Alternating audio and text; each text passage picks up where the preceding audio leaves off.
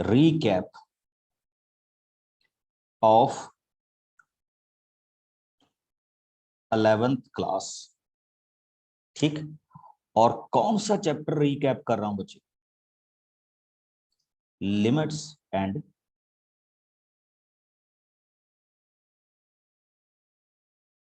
Derivatives. यानी जो हमने 11th में आपका टॉपिक किया था लिमिट्स एंड डेरिवेटिव, तो आज के सेशन में मैं उसी टॉपिक को क्या करूंगा, अच्छी तरह से रिकैप करने की कोशिश करूंगा एक सेशन में, सो दैट जब आप उसको, जब हम 12th का कंटिन्यूटी एंड डिफरेंशियबिलिटी डिफाइन करें, तो जो इसके बेसिक कॉन्सेप्ट थे उसमें आपको कोई दिक्कत ना आए। आई होप कि आपको बहुत अच्छी तरह से आता होगा, बट फिर भी जितना कि मेरे को लगता है कि मेरे को कंटिन्यूटी एंड डिफरेंशियबिलिटी के लिए रिकैपिचुलेशन की जरूरत है, मैं उतना कि यहाँ आपके लिए क्या करूंगा, डिफाइन करने जा रहा हूँ।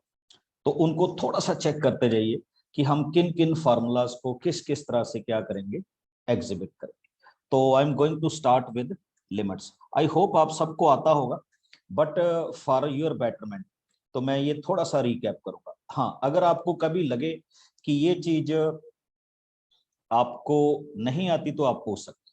ठीक बच्चे, हमने सबसे पहले डिफाइन किया था नेबरहुड।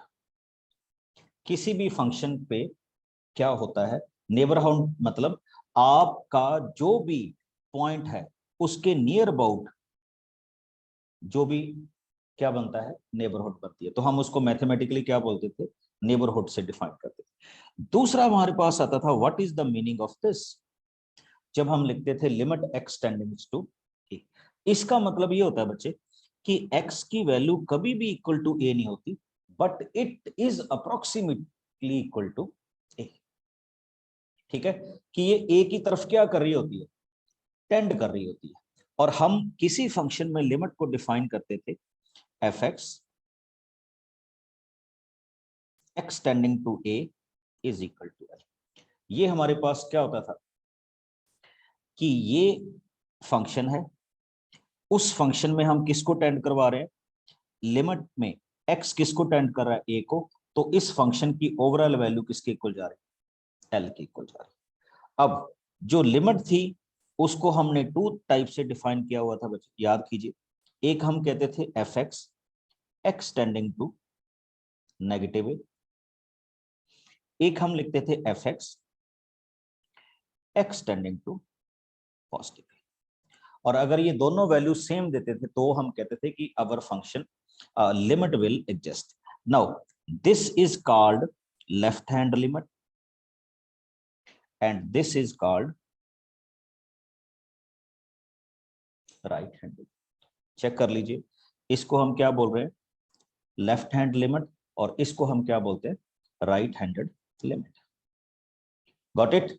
तो हमने इस तरह से इस लिमिट को क्या किया था, डिफाइन किया था। और अगर हम इसको सिंपली ऐसे ही सब्स्टिट्यूट कर दें तो इसको हम डिफाइन करते थे सिंपल लिमिट, और हम बोलते थे कि अवर लिमिट विल एग्जिस्ट अगर आपका right handed limit, left handed limit और सिंपल लिमिट की वैल्यू क्या होगी, सेम होगी। तो फिर उस क्वेश्चन की लिमिट क्या होती है, एग्जिस्ट होती है। अदरवाइज उस क्वेश्चन की लिमिट क्या नहीं होती, एग्जिस्ट नहीं होती।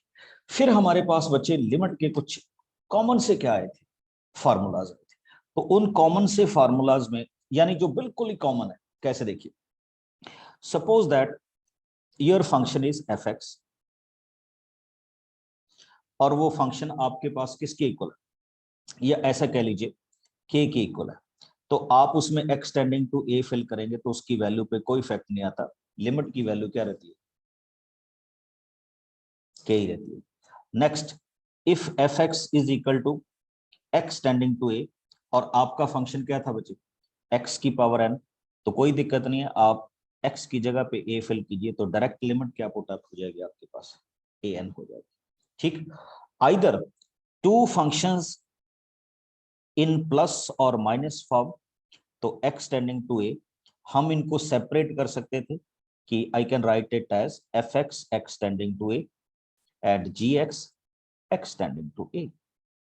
और if they are in the form of minus, तो फिर हम इसमें क्या कर सकते थे, माइनस कर सकते थे। एडिशन और किसकी फॉर्मेशन में, सब्ट्रैक्शन। सिमिलरली अगर ये बच्चे मल्टीप्लिकेशन की फॉर्म में होते तो भी हमें कोई दिक्कत नहीं है, हम इसको मल्टीप्लिकेशन की फॉर्म में भी कर सकते हैं। हाँ, एक चीज का ध्यान रखना है कि when they are in the dividing,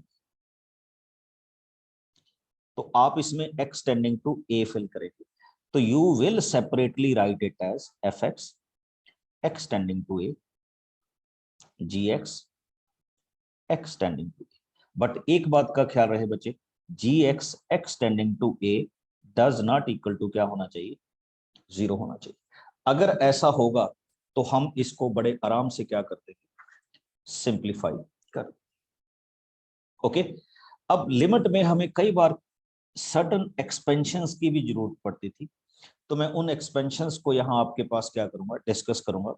वैसे तो बहुत रेयर क्वेश्चंस होते हैं, जैसे अगर हम साइन एक्स को एक्सपेंड करें तो we will right it as x. ये आपके नोट करने वाली चीजें हैं, अगर आप करना चाहें, बिल्कुल रीकैप कर रहा हूं फास्ट फॉरवर्ड, ठीक। तो ये था साइन एक्स की एक्सपेंशन।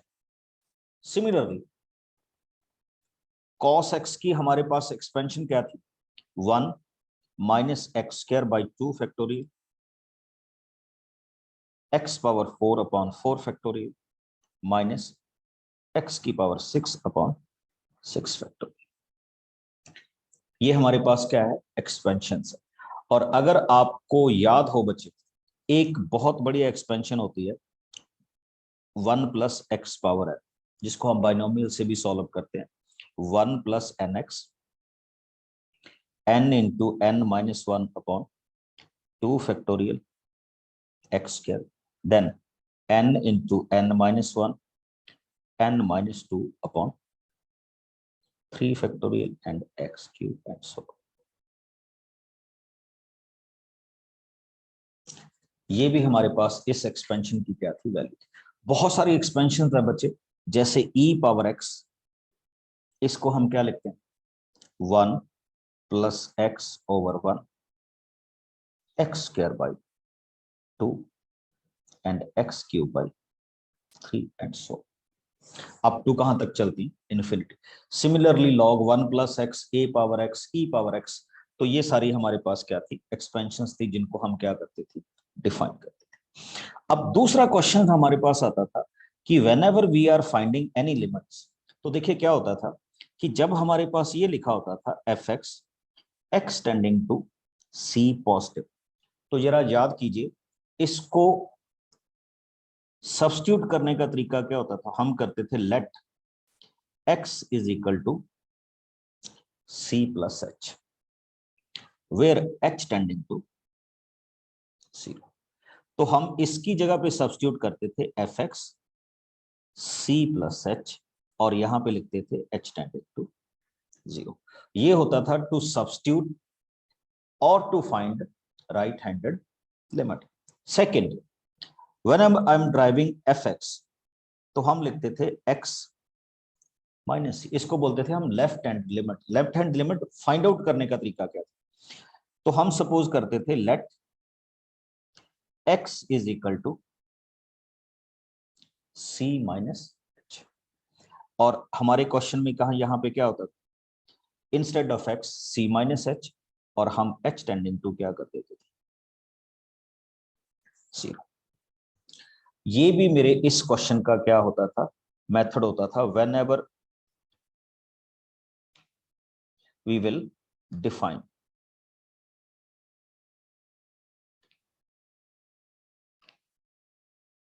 ठीक। तो ये आपके पास क्या हो सकती है, फॉर्मेशन हो सकती है, f x this this, okay. याद रखिएगा, how we will find out,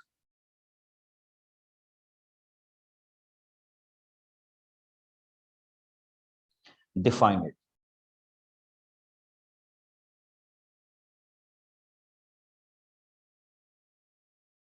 okay, अब नेक्स्ट क्वेश्चन देखो।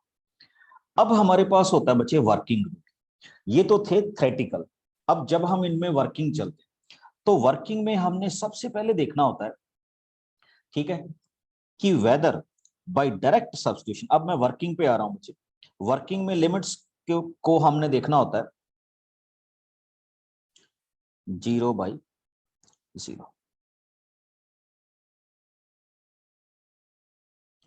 ठीक है, क्या लिखना होता है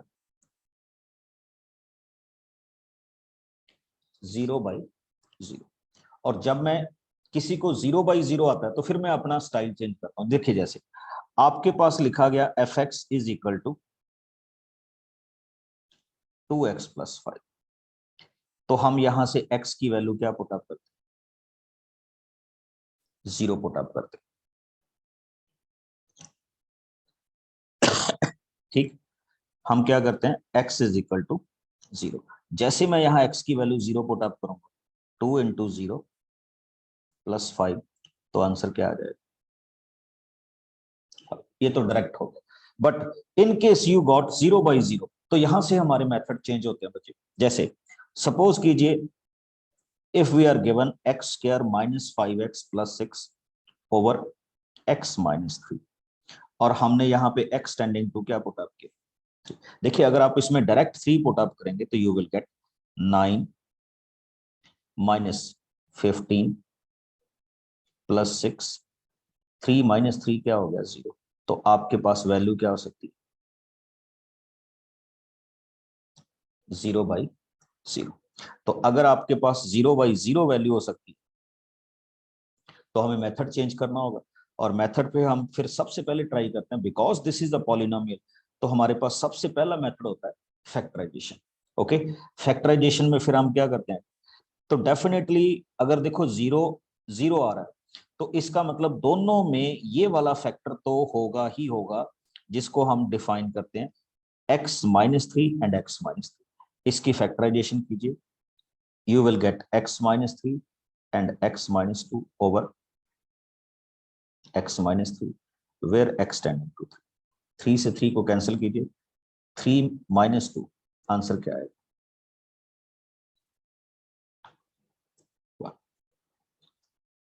समझ गए। तो ये वाली फॉर्मेशन भी आपके पास क्या हो जाएगी, आ जाएगी।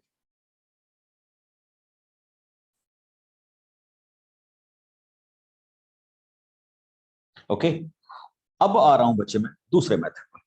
ये वाला तो फॉर्मेट है ही है, इसमें एक और भी हो जाता था कि हम इसको राइट हैंडेड लिमिट या लेफ्ट हैंडेड लिमिट से भी सॉल्व कर सकते थे, उसकी जरूरत नहीं है। हम इसको इस तरह से भी सॉल्व कर सकते थे, let x is equal to 3 + h। जैसे एक क्वेश्चन देखिए, उसको मेथड ऑफ इंक्रीमेंट बोलते थे या h सब्स्टिट्यूशन। सपोज कीजिए ये वाला हो गया, इनकी जरूरत रहेगी बच्चे इसीलिए कर रहा हूं। जब आप 1 पुट अप करेंगे तो यू विल गेट 0.0। एक फैक्टराइजेशन वाला तो ऑप्शन है ही है, एक दूसरा ऑप्शन हमारे पास ये होता था कि हम सपोज करें let x is equal to 1 + h। तो x की वैल्यू को हम क्या पुट अप करते हैं 1 + h³ - 1 over 1 + h - 1 and h tending to क्या होगा, सिंपली क्या कीजिए कैंसिल कीजिए। तो what we can say 1 + h³ जैसे हम सॉल्व करते हैं, ठीक, plus 3h² + 3h - 1 upon h। 1 से 1 को क्या कीजिए कैंसिल कीजिए, h कॉमन निकालिए, what you will get h² + 3h + 3 divided by h। h को h के साथ क्या कीजिए कैंसिल कीजिए, h टेंडिंग टू 0। नोटिस कीजिए 0 0, तो आपके पास ओवरऑल आंसर क्या बन जाता था 3 बन। तो ये हमारा कौन सा मेथड था, to find out simple limit. अब थोड़ा सा आपको लेके आता हूं बच्चे स्टैंडर्ड लिमिट्स। ये फैक्टराइजेशन था। स्टैंडर्ड लिमिट्स में हमने एक फार्मूला ये किया था, when x power a minus a power n and x minus a and x tending to a। याद कर लीजिए इस स्टैंडर्ड लिमिट की फॉर्मेशन क्या होती थी n a पावर n - 1। अब आपको याद है या नहीं याद है आई डोंट नो, बट ये मैं एक आपको रीकैप दे रहा हूं। अब इसमें हमें इनका प्रूफ वगैरह कुछ करने की जरूरत नहीं। Second, when we are deriving this kind of concept, बिल्कुल इसमें आपको एल हॉस्पिटल रूल भी बताऊं, शॉर्टकट है। ये भी हमारे पास किसकी वैल्यू होती थी, 1 की। ये भी एक हमारे पास स्टैंडर्ड क्या है, रिजल्ट है, जब हम इसको क्या करते हैं, डिफाइन करते हैं। फिर से देख लीजिए, मैंने जो अभी आपके साथ बात की, इसको हम क्या बोल रहे हैं, स्टैंडर्ड रिजल्ट। दूसरा, अगर मेरे पास ये क्वेश्चन ऐसे हो एंड एक्स टेंडिंग टू 0, तो फिर मैं इसको क्या लिखता हूं,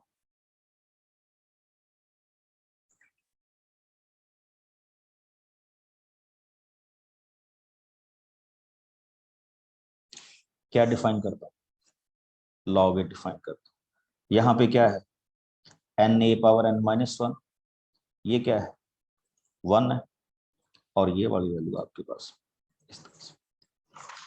गॉट इट। ये भी हमारे फॉर्मेशन का क्या हो सकता है, मतलब इस तरह का क्वेश्चन भी हमारे पास क्या आ सकता है, एग्जीबिशन में।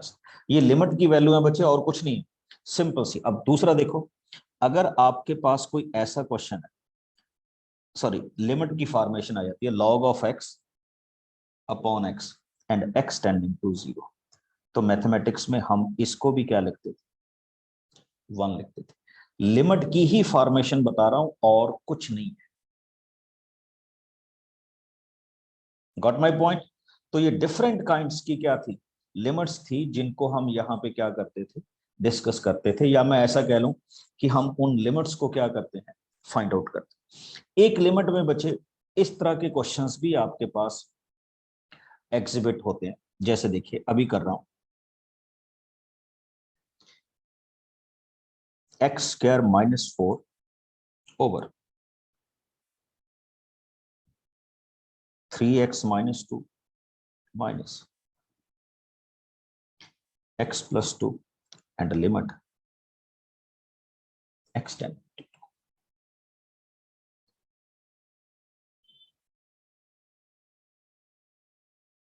ये हमारे पास फॉर्मेशन, ठीक। किसी को याद है हम इसको किस मेथड के साथ करें, एनीबॉडी?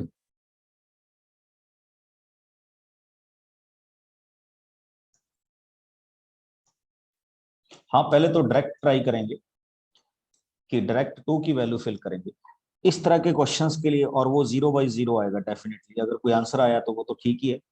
इसको बच्चे हम डिफाइन करते थे रैशनलाइजेशन। देखो 0/0 है तो डेफिनेटली एक फैक्टर कॉमन होके कैंसिल होएगा, x माइनस 2। तो I can write it as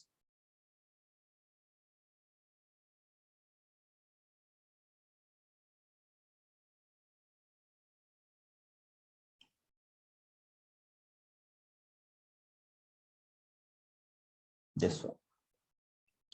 अब क्या होगा, एक्स स्क्वायर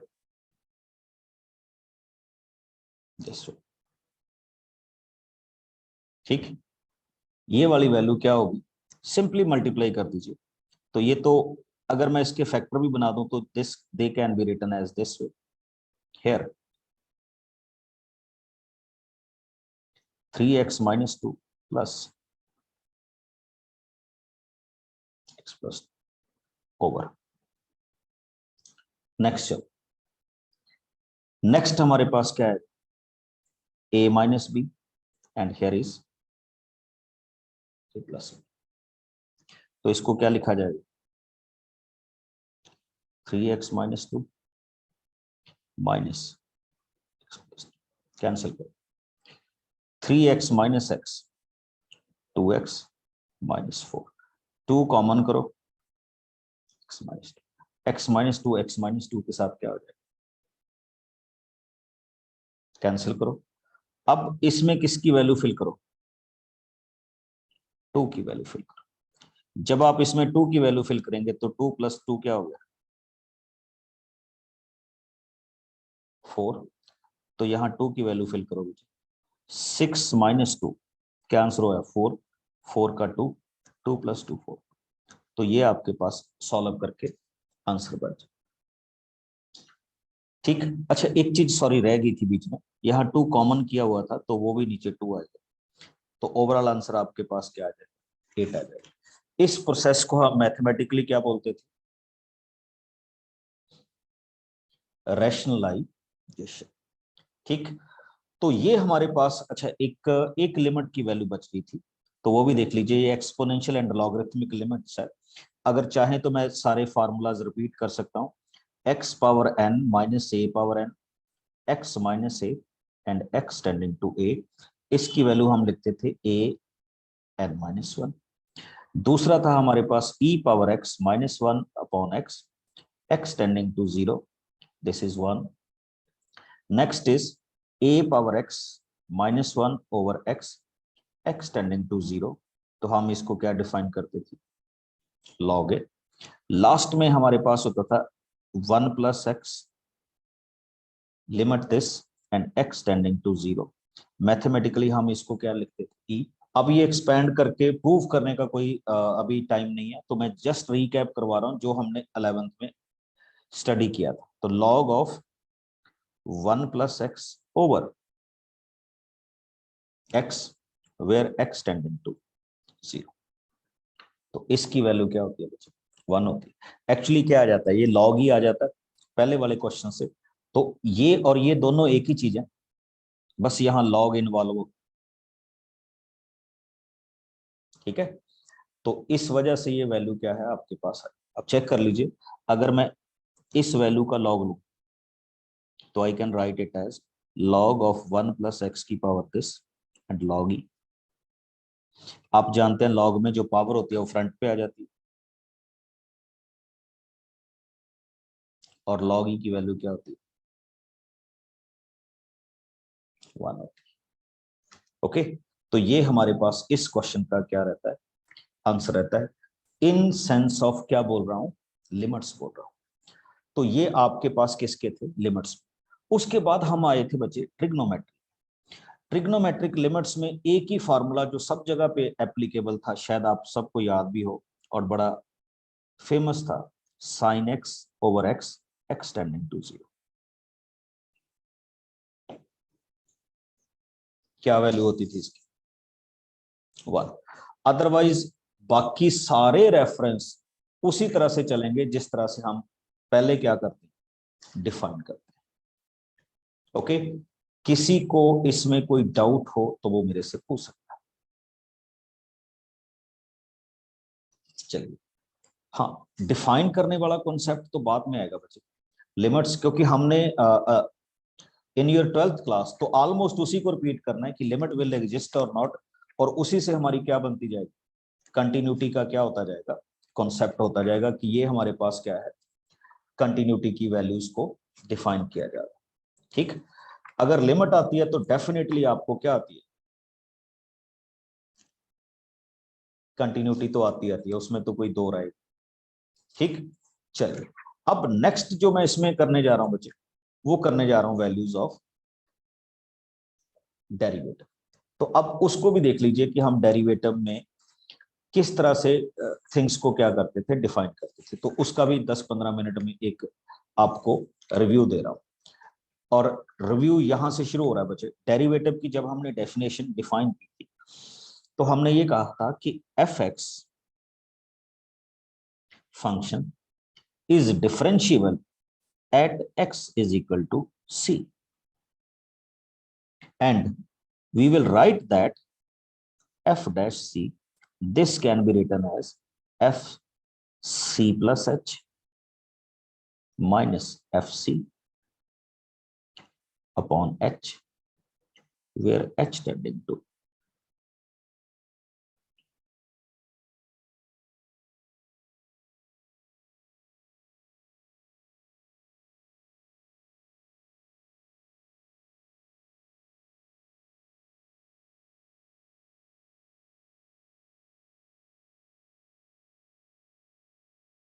zero। इसको बोलते हैं बच्चे फिजिकल मीनिंग ऑफ डेरिवेटिव। ठीक, आपने इसको डेल्टा मेथड से या और भी मेथड से क्या किया था, डिफाइन किया था। ठीक, this is called derivative at a point.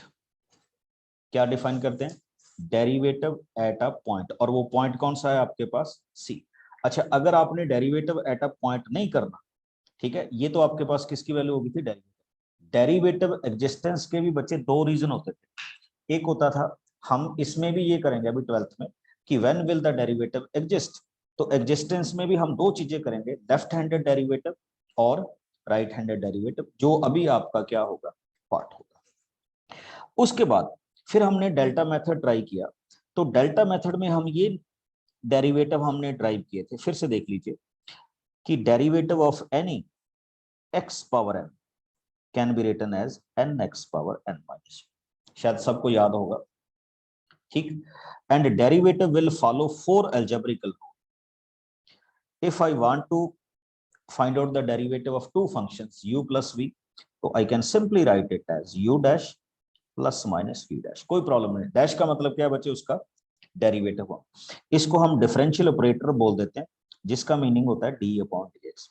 When ever you write derivative d y upon d x, तो इसके दो पार्ट होते हैं बच्चे, d upon d x, another is what? Y. तो दैट्स वाई हम इसको बोलते हैं कि differential of y with respect to x. ये अलग पार्ट होता है, ये अलग पार्ट होता है। And this d upon d x will be known as capital d, differential operator. अब नेक्स्ट जो हमारे पास पार्ट होता है, नेक्स्ट पार्ट हमारे पास ये होता है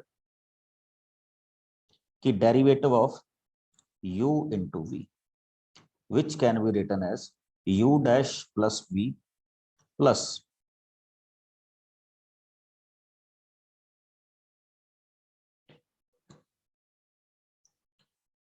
u प्लस क्या होगा?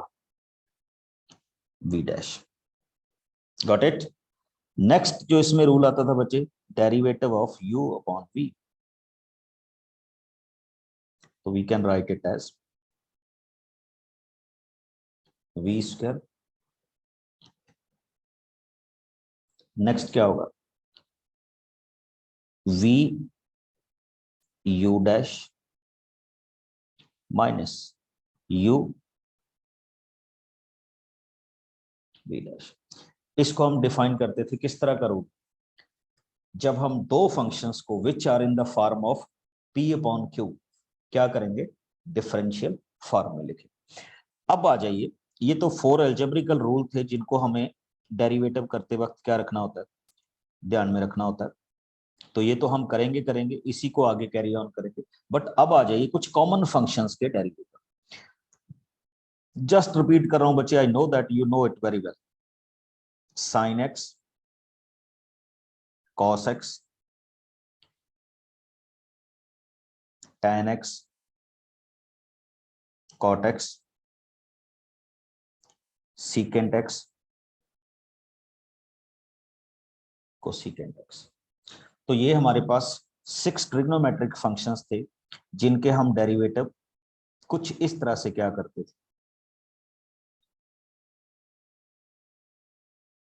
डिफाइन करते थे।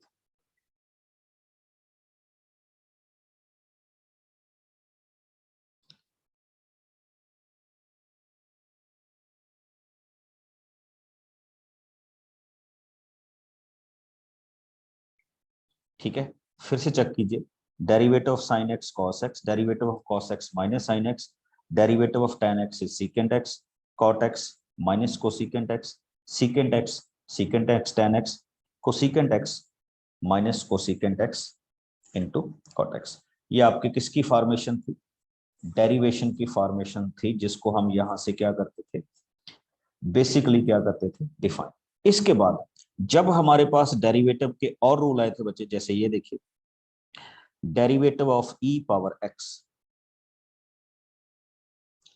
This is e power x। एक हमने और रूल किया था, derivative of a power x into log A. Next में हमने ये डिफाइन किया था, what is the derivative of log x। तो लॉग x का क्या था?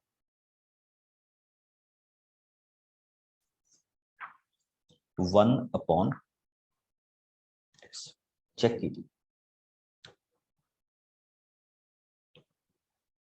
याद है ना? तो ये थे हमारे पास derivative of algebraic exponential as well as logarithmic functions.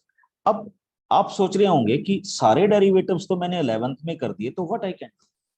बच्चे डेरिवेटिव का नेक्स्ट जो लेवल करेंगे हम, जिसमें इतने सिंपल फॉर्मेट नहीं होंगे, जिनको हम किसके नाम से जानते हैं, चेन रूल के नाम से। और मैंने उस चेन रूल को इजी करके बनाया हुआ है PTB, power, term and variable. तो अब हम उसका नेक्स्ट लेवल क्या करेंगे, परफॉर्म करेंगे whenever we will in the process of derivative. Okay, हाँ, ये बेसिक्स थे जो हमने अभी तक के डेरिवेटिव्स में क्या है सॉल्व किए। अब इसके बाद जो भी डेरिवेटिव होगा वो हमारा किस तरह का होगा, 12th लेवल का। अब 12th लेवल का डेरिवेटिव कैसे देखिए, अब हम करेंगे what is the derivative of sine inverse x, क्योंकि आप इनवर्स ट्रिग्नोमेट्रिक फंक्शंस कर चुके हैं, तो इसलिए मैं थोड़ा सा आपको इस फंक्शन को लेके आ रहा हूं। अगर कोई आपको कहे कि what is the derivative of sine inverse, तो जितने भी हमारे पास इनवर्स ट्रिग्नोमेट्रिक फंक्शंस है, either sine inverse, cos inverse, tan inverse, उनका डेरिवेटिव कैसे होगा। What is the derivative of any function in the modulus form, ठीक। What is the derivative of any function in greater integer form, whether it will exist और not exist. What is the derivative of when function power function will exist. कैसे देखिए, आपको बताया गया था कि x की पावर 4 का डेरिवेटिव क्या होता है, 4x cube, you know it very well. 4 की पावर x का डेरिवेटिव क्या होता है, 4 power x log 4, constant power variable. 4 power 4 constant power constant, derivative क्या होता है, 0। और लास्ट में क्या आता है, x पावर x, जिसको हम बोलते हैं वेरिएबल पावर वेरिएबल। तो इसका डेरिवेटिव हम किस क्लास में करेंगे, अभी 12th में करेंगे। एंड द लास्ट वन, अगर आपको डेरिवेटिव एक तीसरी टर्म में दिए हो, यानी x भी t की टर्म में दिया हो, y भी t की टर्म में दिया हो, तो मैं क्या लिखूंगा, how I can find dy upon dx। तो पहले मैं यहाँ dy upon dt find out करूंगा, which is known as g dash t। फिर मैं यहाँ पे dx upon dt find out करूंगा, which is known as f dash t। और फिर मैं इन दोनों डेरिवेटिव्स को डिवाइड करूंगा, dy upon dt over dx upon dt, which is cancelled, और यहाँ पे आपके पास क्या आ जाएगा, g dash t upon f dash t। इसको हम मैथमेटिकली बोलते हैं parametric form. And the end, parametric के बाद हमारे पास होगा हायर ऑर्डर डेरिवेटिव।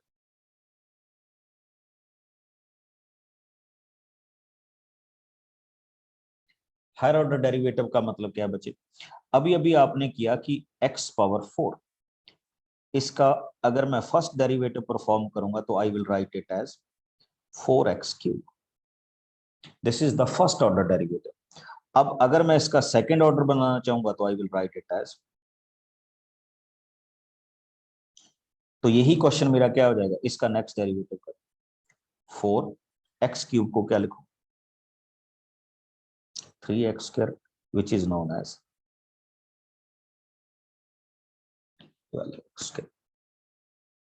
और अगर इसका आगे करना हो तो इसी का नेक्स्ट कर दो, अगर इसका आगे करना हो तो इसी का क्या कर और नेक्स्ट कर दो। This is called higher order derivative. और ये सारे के सारे जो मैंने अभी बताए, we will do in the 12th class.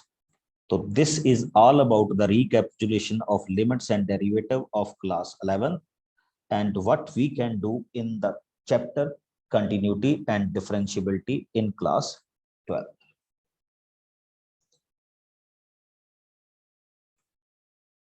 Okay, and we can start this chapter in the next class.